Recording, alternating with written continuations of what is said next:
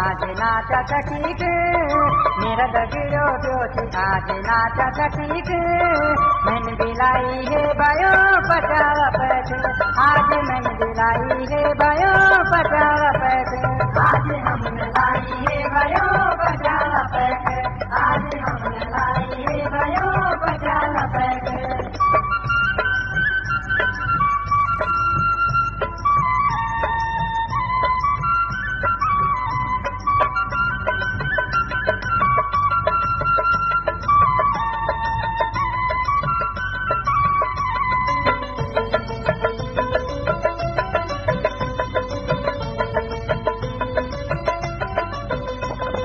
ढोल का मुँह बजने लगी डगरा भी सजने लगी ढोल का मुँह बजने लगी डगरा भी सजने लगी धोला धोला मचूसी सारा पूना भी पटने लगी गेल गगड़ा गगड़ा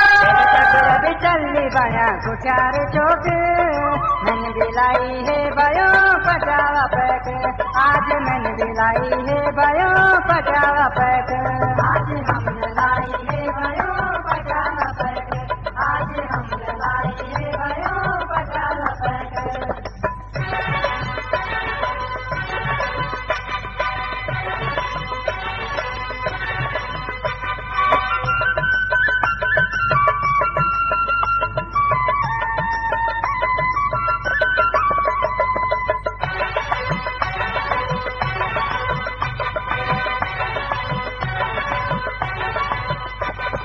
घर बिची में सज धज के बारात बची गे घर बिची में सज धज के बारात बची गे डगरा बिरंग मते हुयो बरामा बची गे धन सयाना भी बात लगा लाता देखी के मैन बिलाई है भयो पटावा पैसे आज मैन बिलाई है भयो पटावा पैसे आज हमने लाई है भयो पटावा पैसे आज हमने लाई है भयो पटावा पैक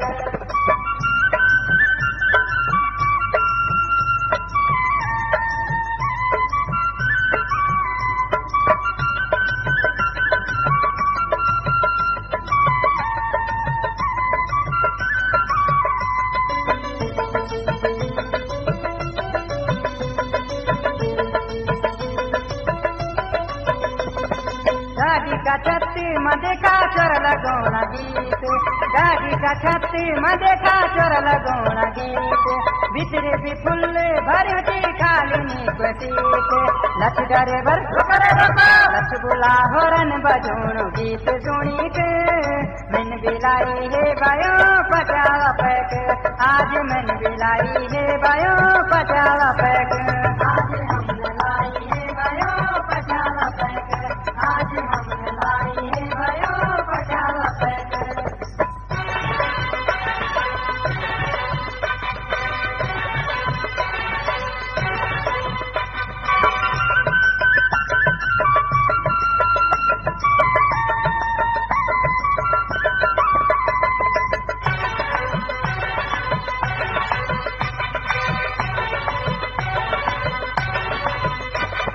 बरात पहुँचेगी अब गाँव का नेरू दौर बरात पहुँचेगी अब गाँव का नेरू दौर वनी उकाली बाटू नता लगी जका जोर चल डगरा चल डगरा पछाने लगी चाय पानी पेक मैन बिलाई है भयो पटावा पैक आज मैन बिलाई है भयो पटावा पैक आज हमने लाई है भयो पटावा पैक आज हमने लाई है भयो पटावा पैक मेरा दगड़ो ब्योची आज नाचा ठीक मेरा दगड़ो ब्योची आज नाचा ठीक मैन बिलाई है भयो पटावा पैक आज मैन बिलाई है भयो पटावा पैक आज हमने लाई है भयो